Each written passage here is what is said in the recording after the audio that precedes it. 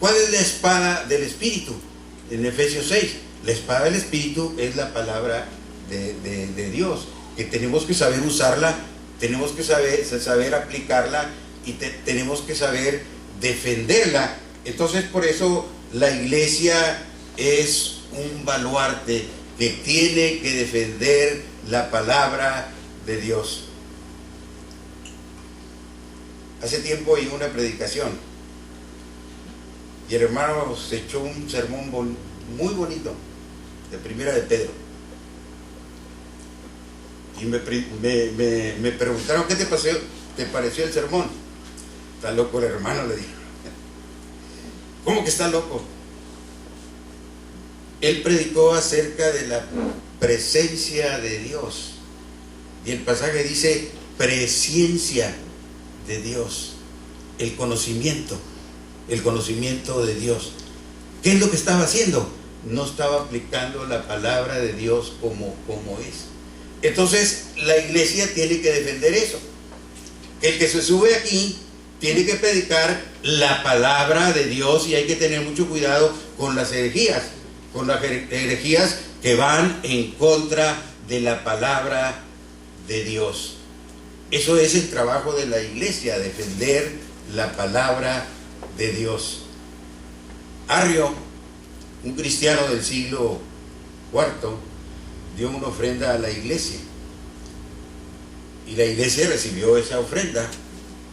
Entonces Arrio decía que Cristo no era divino.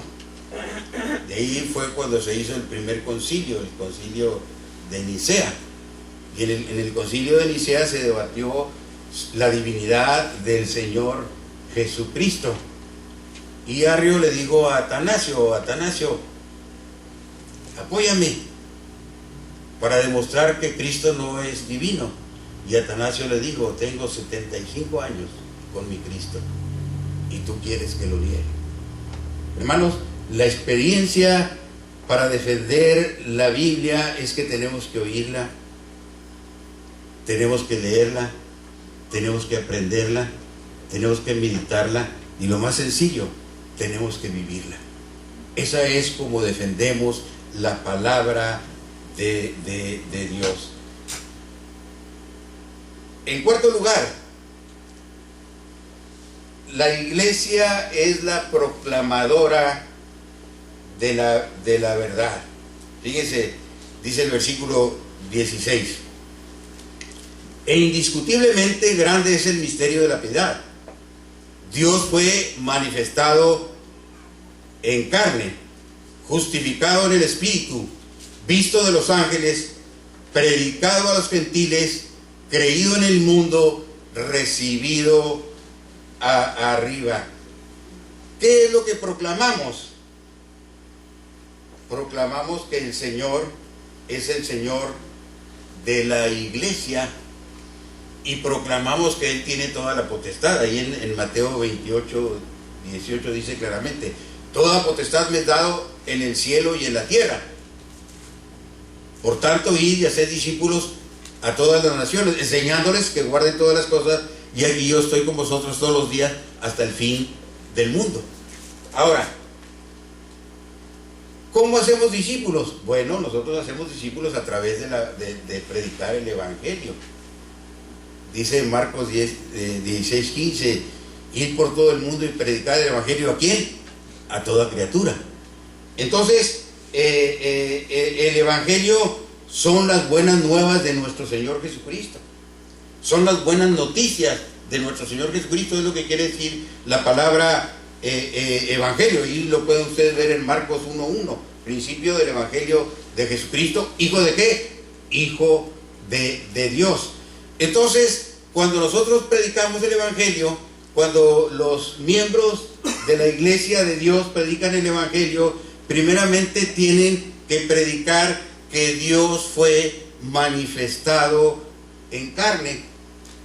¿Qué es lo que vamos a predicar?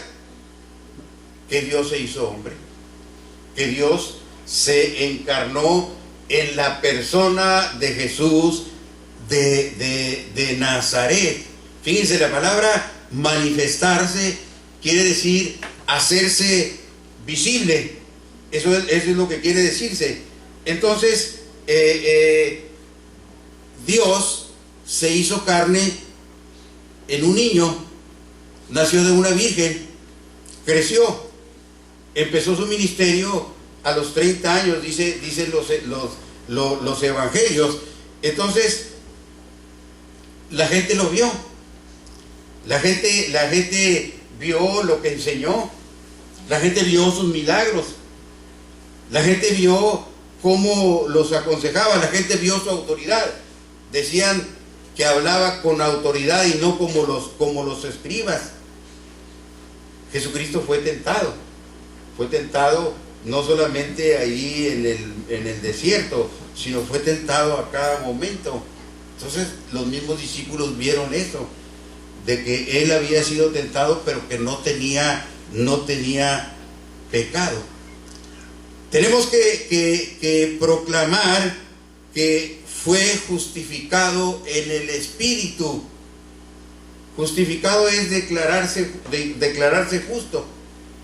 Cristo vino a este mundo a buscar y a salvar lo que se había perdido. Ese es el propósito de la venida del Señor Jesucristo. Propósito no es otro, sino el propósito fundamental es ver la condición de la humanidad perdida y yendo a la condenación. Entonces por eso Cristo vino a buscar y a salvar lo que se había perdido. Él vino a cumplir lo que su Padre le ordenó. Dios muestra su amor para con nosotros, que siendo un pecador es que Cristo murió por nosotros. Él se ofreció como un sacrificio perfecto. Juan lo proclamó, he aquí, cuando lo vio, dijo: he aquí el Cordero de Dios que quita el pecado del mundo. Entonces Cristo, al entregarse como una ofrenda, satisfizo la ira de Dios. Eso es lo que tenemos que entender, que Dios no va de acuerdo con el pecado. Llámenlo blanco, negro, amarillo, chiquito, grande, pecado es pecado, pecado es desobediencia. Y nadie podía pagar ese precio. Los sacrificios, los ritos del Antiguo Testamento eran débiles, es lo que dice Hebreo. Pero el sacrificio perfecto que fue hecho una sola vez fue pagado por el Señor Jesucristo. Entonces, en la cruz, con su sangre preciosa lavó nuestros pecados. No tengo problema con pecados, mis pecados fueron lavados. Y yo sigo siendo pecador, pero mis pecados fueron lavados por la sangre preciosa del Señor Jesucristo. Jesucristo no vino para que usted fuera bueno. Jesucristo vino para salvarlo de la condenación. Entonces dice Pablo, fue justificado. ¿Qué es lo que quiere decir?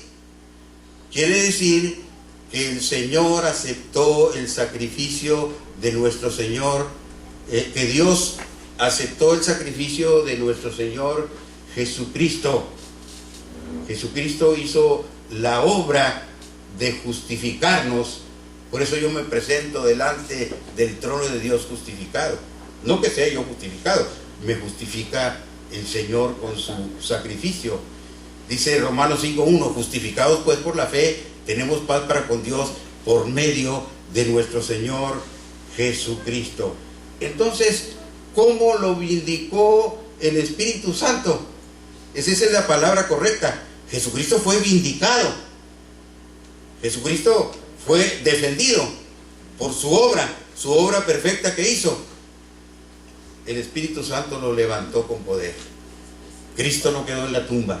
Su cuerpo no se hizo corrupción, sino Cristo fue levantado con poder de la tumba. Esa es la confirmación de todo el mensaje cristiano. Dice el apóstol Pablo, si Cristo no resucitó, vana es nuestra fe.